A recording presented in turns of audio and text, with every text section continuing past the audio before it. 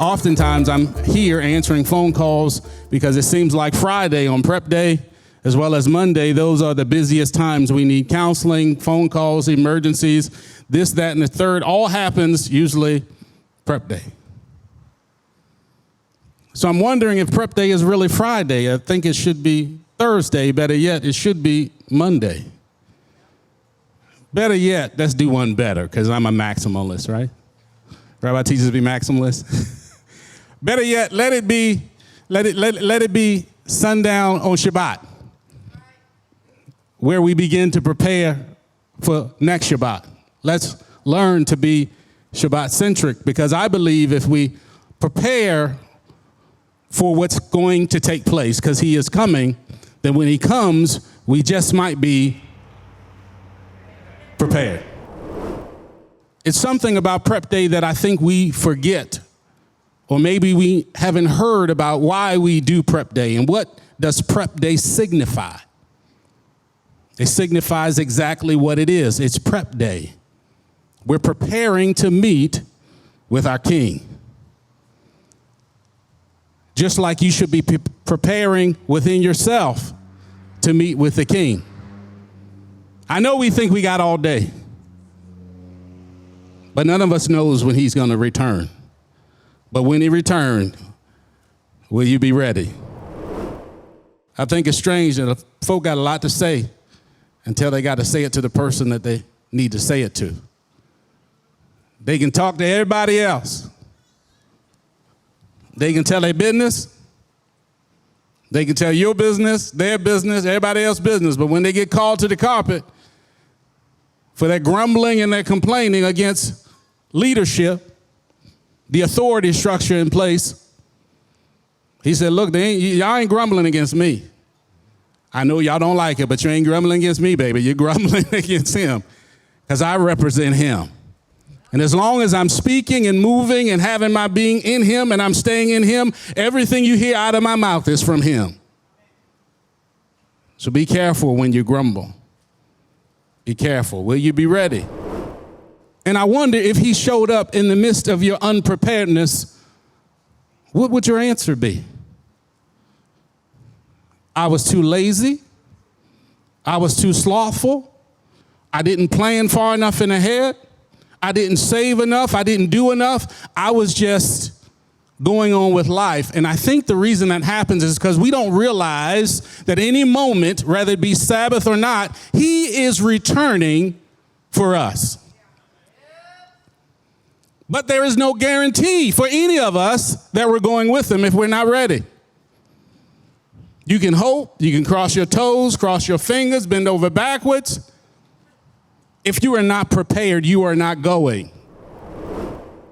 It seems that many times we're frantically rushing to complete the task on Friday, only to get till sundown and we realize that we haven't did anything for our internal part of us. We ain't got prepared in our mind, in our mental, in our marriage, with the kids, ain't nothing settled. And we're going into Shabbat with all this crap, literally, all this stink, all the worms and the stink is all over us, and we're carrying this into Shabbat, and we wonder why we get to service and we can't let go. I'm trying to get you to let go of the regular stuff, not the extra stuff you didn't carry it in because you ain't had time to prepare to get rid of it before you entered in. With the clean hands and a pure heart. No, we come in with baggage. And we have excuses. This happened and that happened and this happened and that happened. All the prayers and praises that we heard every single week, if you listen, every single week somebody is praying for their loved one to be awakened to truth, for their bubble to be popped. Every single week somebody says that. And I wonder, when we hear that, are we thinking, are we going to be ready? I think we just take it for granted and just think because we doing the mechanics of it all and living the best we can that we going to make it. And I don't want to scare you. I just want to tell you that your best isn't good enough. Because your best isn't all of you. He doesn't worry about what you're doing. He's worried about you. He's not worried about what you did. He wants you. He's not worried about all the things that you have to bring because he owns everything. He wants you. And if you're going to be ready, you have to be able to present yourself as a living sacrifice. But why he took his time? See, y'all don't know when he's coming, so y'all think y'all got all day to get prepared. Y'all slumbering and sleep. And I look up slumbered. I thought I knew what it was, but it's been a long time since I had to look at the dictionary. And I looked up slumbered, and it said slothful, sleeping lightly, dozing off, a negligent state. Some of y'all done slept and slumbered and drool coming, hanging out your mouth. One day I'm going to get y'all glad I sit in the back, because when I hear the stuff that y'all see, when I hear y'all different ones y'all talk about, what y'all see, and then I hear it, and then I tend to look around every now and then, because I look around. I try not to look around because I want to get distracted, but I look around, people.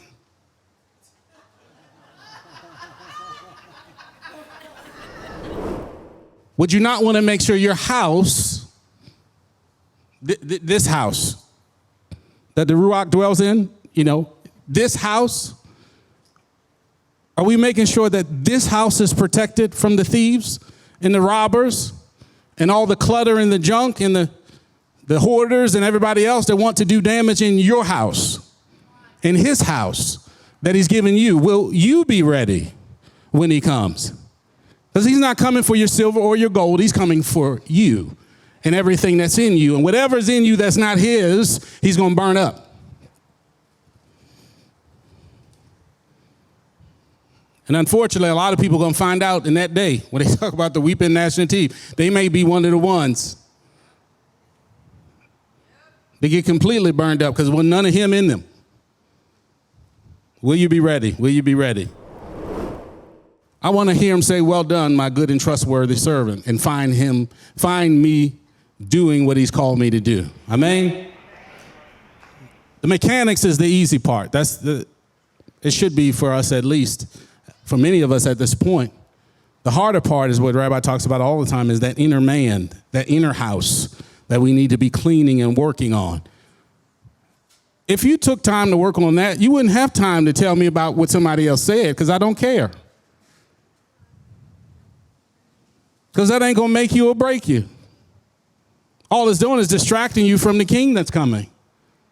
You're going to get caught up sleeping and slumbering, or you're going to get caught with no oil in your lamp, because prep day is here. Will you be ready? Most of you, the answer is going to be no, because you ain't ready. You're too busy worrying about somebody else's house. What somebody said or what somebody did. Minding people's business, being a busybody. Mind your own business. Stop worrying about everybody else. You didn't come all this way and go through all that you went through to get here to not make it in. I think deep down inside, most of you, like myself, understood that I can deal with the mechanics. I can stop this and start doing this. But the part I needed help with is the inside. The stuff in my house, I need help trying to declutter and get rid of some things. And one thing I learned by being with Rabbi, once you replace those things, once you get rid of those things, you need to replace it with something else. You want to leave a dirty, dusty, empty house. There's some things that you need to replace it with.